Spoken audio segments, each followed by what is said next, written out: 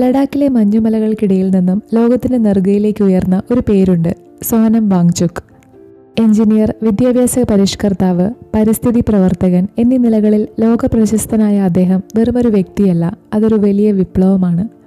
1966 September 1 ലഡാക്കിലെ ആൽച്ചി ഗ്രാമത്തിൽ ജനിച്ച അദ്ദേഹത്തിന്റെ ജീവിതം ആരെയും അത്ഭുതപ്പെടുത്തുന്ന ഒരു അതിജീവനത്തിന്റെ കഥയാണ്. കുട്ടിക്കാലത്ത് 9 വയസ്സുവരെ അദ്ദേഹത്തിന് സ്കൂളിൽ പോകാൻ കഴിഞ്ഞിരുന്നില്ല. കാരണം അദ്ദേഹത്തിന്റെ ഗ്രാമത്തിൽ അന്ന് സ്കൂളുകളില്ലായിരുന്നു. അമ്മയിൽ നിന്നും സ്വന്തം മാതൃഭാഷയിലാണ് അദ്ദേഹം തൻ്റെ ആദ്യ പാഠങ്ങൾ പഠിച്ചത്. പിന്നീട് ശ്രീനഗറിലെ സ്കൂളിലെത്തിയപ്പോൾ ഭാഷ അറിയാത്തതിൻ്റെ പേരിൽ അദ്ദേഹം ഒരുപാട് പരിഹാസങ്ങൾ ഏറ്റുവാങ്ങി. ആ ഇരുണ്ട കാലഘട്ടത്തിൽ നിന്നും രക്ഷപ്പെടാൻ 1977 9-ാം വയസ്സിൽ അദ്ദേഹം ഒറ്റയ്ക്ക് ഡൽഹിയിലേക്ക് വണ്ടി കയറി. അവിടെ ഒരു കേന്ദ്രീയ വിദ്യാലയത്തിൽ പഠനം തുടർന്ന അദ്ദേഹം പിന്നീട് ശ്രീനഗർ NIT-യിൽ നിന്നും മെക്കാനിക്കൽ എഞ്ചിനീയറിംഗ് പൂർത്തിയാക്കി. അച്ഛനുമായുള്ള അഭിപ്രായ വ്യത്യാസങ്ങളെ തുടർന്ന് സ്വന്തം വിദ്യാഭ്യാസത്തിനുള്ള പണം അദ്ദേഹം തന്നെ അധ്വാനിച്ച് കണ്ടെത്തുകയായിരുന്നു. ബിരുദ പഠനത്തിന് ശേഷം 1988 അദ്ദേഹം തൻ്റെ സുഹൃത്തുക്കളോടൊപ്പം ചേർന്ന് സെക്മോൾ, അതായത് students educational and cultural movement of Ladakh എന്ന പ്രസ്ഥാനത്തിന് രൂപം നൽകി. ലഡാക്കിലെ വിദ്യാഭ്യാസ സമ്പ്രദായത്തിൽ വലിയ മാറ്റങ്ങൾ കൊണ്ടുവരിക എന്നതായിരുന്നു ഇതിൻ്റെ ലക്ഷ്യം. ഇതിൻ്റെ ഭാഗമായി 1994 അദ്ദേഹം സർക്കാരുമായി ചേർന്ന് ഓപ്പറേഷൻ ന്യൂ ഹോപ്പ് എന്ന പദ്ധതി ആരംഭിച്ചു. സൗരോർജ്ജത്തിൽ പ്രവർത്തിക്കുന്ന തികച്ചും പരിസ്ഥിതി സൗഹൃദമായ സെക്മോൾ ക്യാമ്പസ് അദ്ദേഹത്തിൻ്റെ വലിയൊരു നേട്ടമാണ്.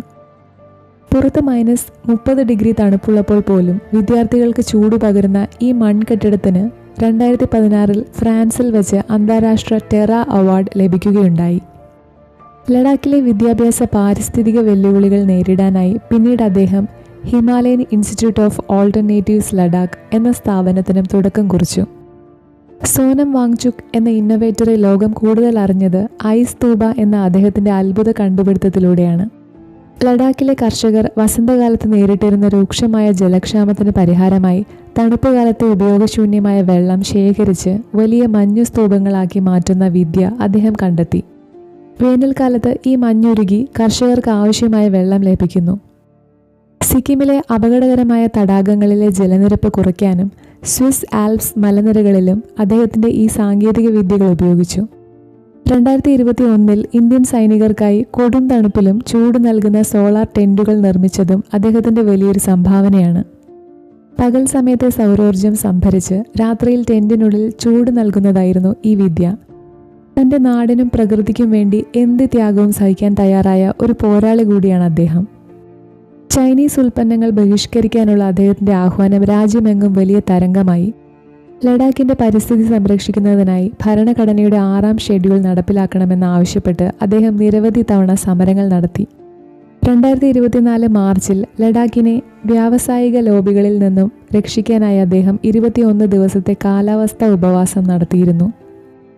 എന്നാൽ 2025 അവസാനത്തോടെ അദ്ദേഹത്തിൻ്റെ ജീവിതം വലിയ ഭരണകൂട പ്രതിസന്ധികളെ നേരിട്ടു. ലേയിൽ നടന്ന പ്രതിഷേധങ്ങളെ തുടർന്ന് സെപ്റ്റംബറിൽ ദേശീയ സുരക്ഷാ നിയമം ചുമത്തി അദ്ദേഹത്തെ അറസ്റ്റ് ചെയ്ത് ജോധ്പൂർ ജയിലിൽ അടച്ചു. മാസങ്ങൾ നീണ്ട ജയിൽവാസത്തിനൊടുവിൽ 2026 മാർച്ചിലാണ് അദ്ദേഹം മോചിതനായത്. അനീതികൾക്കെതിരെയുള്ള അദ്ദേഹത്തിൻ്റെ പോരാട്ടം അവിടെയും അവസാനിച്ചില്ല.